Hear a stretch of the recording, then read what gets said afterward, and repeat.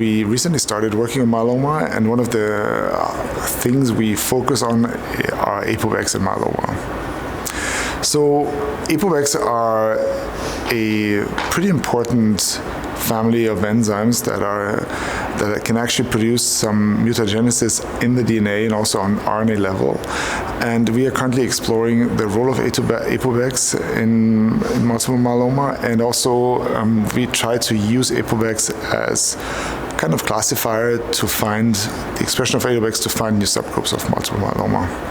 Yesterday I've been presenting at the Irani Research Symposium. This is work which was funded by the Irani Foundation, and part of this work is the pharmacological inhibition of APOBECs, especially the APOBEC3 family. So this was mainly done by my collaborator Mani Laranjani at Simon Fraser University.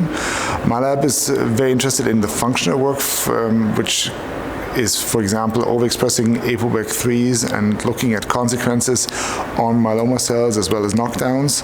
So we are kind of complementing each other by generating APOBEC lines, but also with pharmacological inhibition.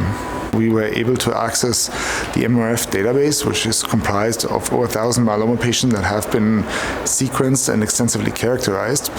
And we started looking into APOBECs and their expression levels, not into the APOBEC mutational signature, but into APOBEC expression levels, how these can stratify outcomes of myeloma patients.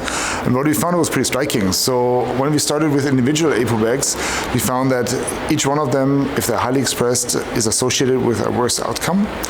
And when we developed a score, because APOBECs are closely linked to inflammation, and the idea was to define a score which is composed of inflammatory cytokines, APOBECs, and potentially some clinical markers such as beta-2 microglobulin to better stratify patients. And it was striking because actually when we did all the filtering and classifications, we came up with two APOBECs that play a role in this score, APOBEC2 and APOBEC3b. And those are pretty important for the score, and it allowed us to do a better classification.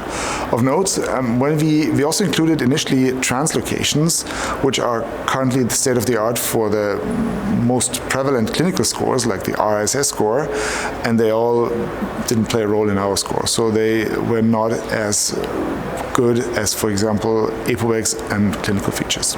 Every cancer, inflammation is a big topic, and also myeloma, and it comes down to an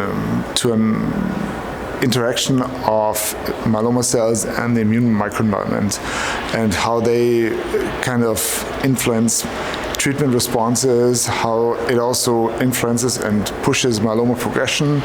In our case, APOBECs feed off inflammation, and they can also cause inflammation and be involved in inflammation, so they feed off each other. This was one of the reasons why we included them in the score. So one of the big discussion points, somebody said, maybe it's more interesting or more relevant to inhibit inflammation rather than, for example, APOBECs or other genetic factors in myeloma to inhibit progression. This is a big discussion point, and I think a lot of talks today covered this topic, and we're also very interested in connecting this to our APOBEC score.